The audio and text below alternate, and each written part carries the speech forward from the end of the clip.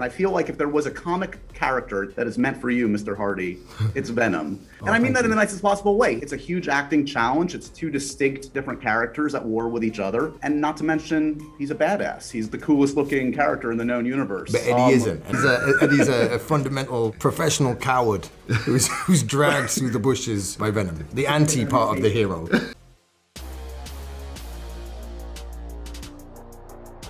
Why was Venom the right match for you? Well, initially, I am a fan now, but I came to it with open eyes. My son is a big fan of Marvel, obviously, but I kind of missed the boat in some aspects as a kid. So I learned a lot through my 13-year-old explaining to me the world and how it works, which is really compelling, especially if you hear it through the eyes of a young boy, you know what I mean? Because then it's like, oh, okay, this is super meaningful. My relationship with my son is obviously super meaningful. So then I can participate in a place that I'd never really been. So there's an element of genuine care, but it doesn't come from a fanship. It comes from this is important, so I need to know this. What I saw of the initial script was arguably furthering the investigation that I was doing when I worked on Legend, where I played two twins, and I really enjoyed trying to create two complete characters at the same time and then see if they could make them work. This seemed to be an option to do that, but with a larger-than-life superhero on an epic stage. So what's not to like about that challenge?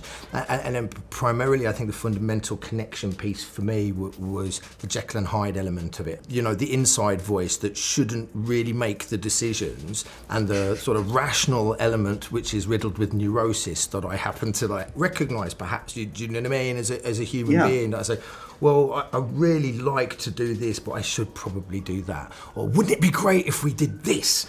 But the sensible thing is probably not.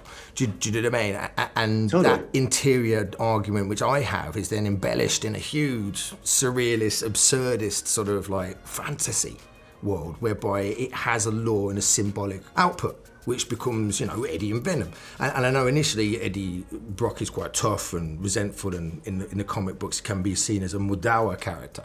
And Venom, as a head-eating, scary, violent. But there's also an element of comedy between the two, and a love and a genuine, which is also truthful in the comics, which I could tap into. Right. And I think, for me, the balance was to play between the neurotic element of cowardice, which was the anti-hero, and the bombast nature of that, which is, primal and has no fear of consequence nor interest in the paradox of the human condition. It's beneath it. It's already considered that millions of light years ago and just wants to go down the hill and do what it does, right? So the dichotomy of that is super engaging as an artist. And I'll be quiet now, sorry. Venom is truly kind of a truth giver in a way. He has no filter, he doesn't hold back.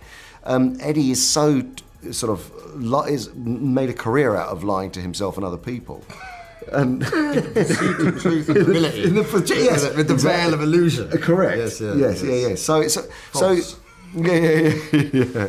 Falsely noble. Yes, false nobility.